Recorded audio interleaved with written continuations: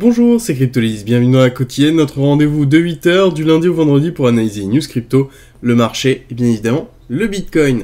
J'espère que vous allez bien ce mercredi 2 novembre 2022, on entame tout de suite les news avec CZ, donc le CEO de Binance qui fait partie des acheteurs de Twitter avec Elon Musk. Et avait déjà commencé à annoncer qu'il avait pour but principalement dans cet achat de faciliter le passage de Twitter vers le Web3.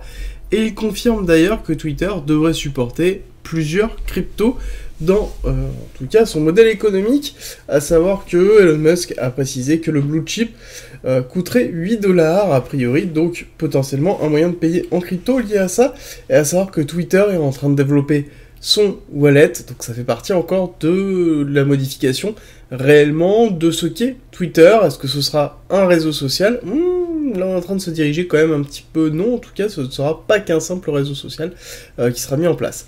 Ensuite, je vous rappelle, FOMC à 19 h, très important, c'est la relevée des taux avec le discours de Powell, c'est vraiment même, je pourrais dire, plus le discours de Powell, parce que la relevée des taux, on sait que ça va être 75 points, il y a peu de chances qu'on arrive à 100 points, peu de chances qu'on arrive à 50, ce qui va être important, ça va être la tonalité du discours de Powell sur lequel on pourra avoir une réaction très forte, à savoir qu'il va falloir faire très attention, le marché est plutôt en train de pricer une diminution de la rigueur de Powell plutôt qu'une conservation de la rigueur de Powell. Ça veut dire concrètement quoi ? Ça veut dire concrètement que, en effet, si jamais on a 75 points et une annonce plus ou moins des 75 points en décembre, je ne pense pas forcément que le marché réagira correctement. Ça a déterminé, de toute façon, dans tous les cas, sur l'ouverture du marché américain, on va avoir énormément de volatilité, et je pense que le marché est plutôt sur une fin d'année sur laquelle on pourrait avoir une mise en place d'un pivot. Je vois pas mal de communication sur quoi aussi potentiellement Biden aurait approuvé la mise en place d'un pivot de la Fed.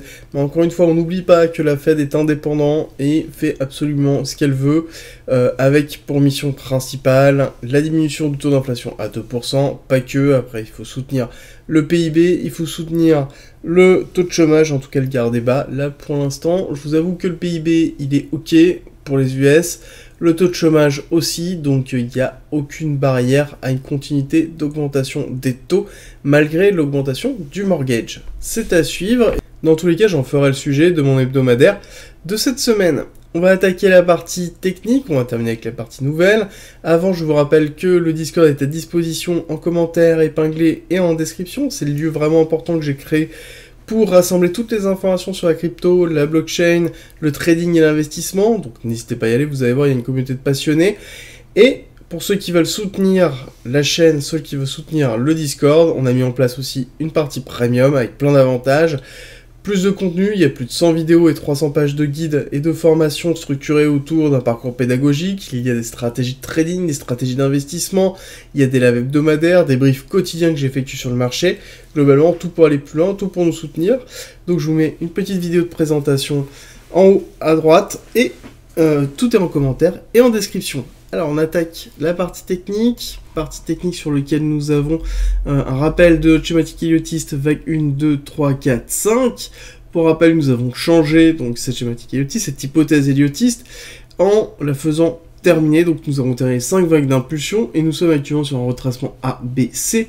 B avec extension, étant donné que nous sommes allés chercher le top de la 5. Et ensuite on est en train de s'enfoncer avec une C qui est avec extension aussi, classique, qui casse le lot de la A et qui est en train de travailler les 382 avec l'order block qui se trouve ici, sur lequel ça fait déjà un certain temps qu'on est en train de travailler. Si on regarde un petit peu, ici, on est en hebdomadaire et nous sommes sur 125 jours de ranging dans lequel nous sommes en train de travailler cet order block depuis déjà un certain temps. Et si on zoome un petit peu ce qui est en train de se passer, on voit que on a eu une session justement semaine dernière qui était plutôt positive, je vous en avais parlé, qui était somme toute une belle accélération, qu'on a retrouvé aussi sur le Nasdaq et le SP500, avec un regain des marchés financiers, regain qui parle, qui a une petite connotation justement de la Fed et de taux d'intérêt qui est en train de repartir un petit peu, où globalement le marché en lui-même est en train de pricer potentiellement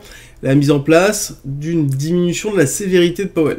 Ce que je vous ai expliqué, j'ai tendance à penser qu'on va rester dans le chemin. Voilà, je pense qu'on va viser les 5,55 de taux d'intérêt, et ensuite on verra par la suite, mais là ce n'est pas encore le cas. Au niveau du BTC, on voit quand même qu'on a une forme réelle de consolidation ici depuis donc 125 jours, avec un momentum qui est en train de travailler et progresser doucement, hein, vraiment tout doucement, dans lequel on a un mouvement. Quand on zoome en 4 heures, on voit déjà plusieurs choses. Premièrement, c'est qu'on a bien la confirmation de la mise en place d'une accumulation de week-off.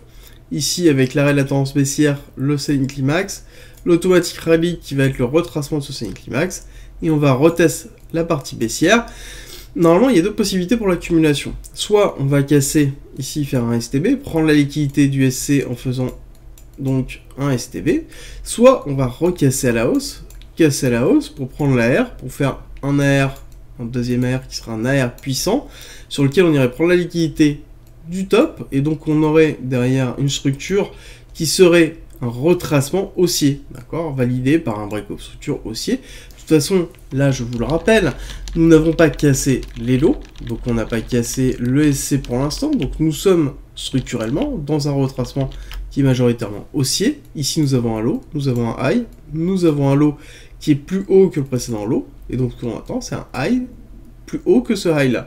À savoir qu'on a toujours une target qui date maintenant, mais qui est toujours la 3618 à 26 645, avec notamment pas mal de choses qui étaient le précédent SC qui avait été fait.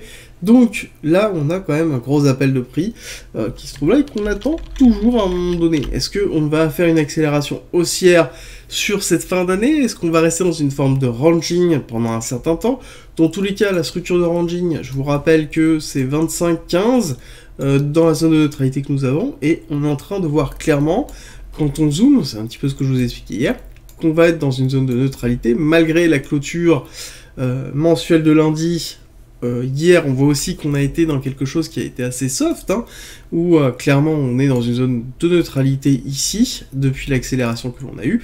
On a eu un retracement, réaccélération notamment dans le week-end avec un petit peu de volatilité, et depuis on a un écrasement de la volatilité, on a un écrasement des liquidités, écrasement qui est en train de se faire ici, que l'on voit de toute façon dans tous les cas, même au niveau ici du RSI.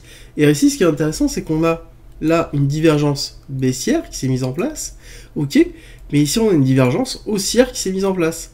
Donc ce qui est vraiment important, c'est qu'en 4 heures, on voit qu'on a une double divergence qui est en train de se faire, qui est signe clairement d'une compression, qui est signe aussi de quelque chose que l'on voit très bien sur l'order flow. Order flow qui, déjà hier, je vous disais que bon, il était un peu compliqué à lire parce qu'on était vraiment dans une zone de neutralité, on est dans une zone d'incertitude. Là, quand on a une double compression de cette façon au niveau du RSI, au niveau du momentum, pareil ici, où on a une consolidation avant une grande annonce, voilà, clairement, c'est qu'on se prépare à l'annonce. Là, ça se voit ici, au niveau des top traders, dans lequel on a un passage short, long, donc globalement, on peut considérer qu'on a une forme d'équilibre. Ce qui est important de noter, c'est contrairement à ce que je vous avais dit hier, on est bien dans un vecteur descendant. On est bien, donc, du coup, dans une distribution ici. Donc, en tout cas, là, on est en train de préparer au moins une chute effective pour aller racheter. Chute effective, pour moi, qui ne serait pas forcément drastique, qui serait une petite chute, potentiellement aller chercher ici l'imbalance qui se trouve là, donc aller potentiellement chercher 19 500 pour ensuite préparer des longues, potentiellement, si jamais on a une lecture à la hausse de ce qui va se passer, ou bah tout simplement casser baissier si jamais les nouvelles sont mauvaises, à savoir qu'on pourrait préparer le baissier avec une accélération haussière, d'accord? Donc il va falloir faire très attention, surtout si on regarde un petit peu le Nasdaq sur lequel on a eu 2 sessions, lundi, mardi négatif. Pareil, on était parti vraiment dans le positif, je vous avais dit attention, on va clôturer négatif, chose qui a été effectuée, on voit qu'on est en train de partir positif, et encore une fois, enfin vraiment, faites très attention dans des journées d'annonce cruciales comme ça, il peut être intéressant vraiment de ne pas trade, parce qu'on va avoir énormément de pièges à liquidité, avec énormément de volatilité, donc soit vous êtes sur du court terme, que vous faites du scalping, mais si vous faites autre chose que du scalping, verrouillez bien vos positions, parce que ça a vraiment beaucoup bougé. Je rappelle que le Nasdaq n'a pas plutôt cassé ici son break of structure, on a renforcé la liquidité là, donc on pourrait très bien avoir en début de session, avoir une cassure haussière, ravaler la mèche et renfoncer. d'accord? Donc prise de liquidité, casser baissier, et voire même faire... aller retravailler le niveau bas là. Donc ça ferait beaucoup de volatilité sur l'indice, on est d'accord, hein. Normalement l'indice, une volatilité de 5 points sur une journée, c'est normalement censé être rare. Bon, je vous avoue que en ce moment, on arrive dans les 4%, on a des bougies à 5, 6 quasiment, donc pourquoi pas, à voir ce qui pourrait arriver. Dans tous les cas, on sait que l'effet d'annonce, il est en train d'être préparé. On regarde un petit peu le DXY, on voit que on a ici une petite chute effective. On a eu un travail très très fort justement hier au niveau du cours. On voit qu'on a eu un début d'accélération, surtout une grosse continuité baissière, et ensuite on a ravalé la bougie. Là-dessus, on a vraiment un impact en fonction de la nouvelle. On pourrait avoir une continuité baissière. Là, on sera bien sur une structure de continuité baissière pour aller chercher des niveaux plus bas. D'ailleurs, on va aller regarder rapidement ce qu'il en est. On va voir que c'est le cas. Hop. Nous sommes sur une target à 109. Hein, d'accord, 109 pour une continuité baissière 1-1. Donc là, c'est un petit peu ce que l'on va attendre sur cette journée. On va attendre l'annonce, on va attendre ce qui va se passer, on va surtout se préparer.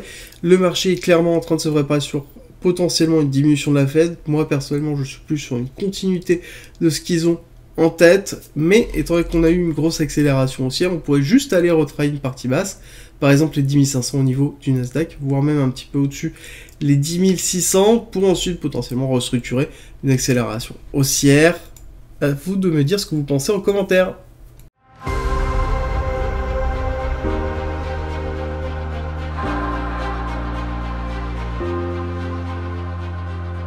Si tu aimes mon contenu, n'hésite pas, partage, like, ça m'aide énormément, et rejoins-nous sur Discord.